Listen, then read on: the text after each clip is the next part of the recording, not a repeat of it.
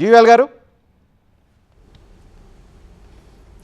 చాలా ప్రజలకి ఇచ్చిన తీర్పుకి నేను చెప్పా కదండి 2091 స్థానాలతో కూటమికి అధికారం. ఇది pre election pre poll alliance. ఇక్కడ ఆంధ్రప్రదేశ్లో కానివ్వండి, మహారాష్ట్రలో, బీహార్లో మేము కూటమిలోని పార్టీలతో కలిసి ప్రజల వద్దకు వెళ్ళి ఓట్లు అడిగాం. సో ఈ కూటమికి ప్రజలు మరొకసారి అధికారం కట్టబెట్టారు. సో దానికి ప్రధానమంత్రి గారు మీరు చూపించేటువంటి ట్వీట్ ఏదైతే ఉందో తద్వారా వారికి ప్రజలకు ధన్యవాదాలు తెలియజేస్తూ మేము చేసిన అభివృద్ధిని కొనసాగిస్తామని ప్రజలు ఇచ్చిన తీర్పుని వారిచ్చిన తీర్పుకి ధన్యవాదాలు తెలియజేస్తూ ప్రధాని మోదీ గారు స్పష్టమైన సంకేతం ఇచ్చారు. సో ఇక ఏ రోజు ప్రమాణ స్వీకారం చేస్తారు, దానిలో కూటమి పార్టీలు మీరు ఒక విషయం గమనించాలి. 2014-19లో కూడా మేము కూటమిలోనే ఎన్డీఏ కూటమితోనే ఎన్నికల్లోకి వెళ్ళాం.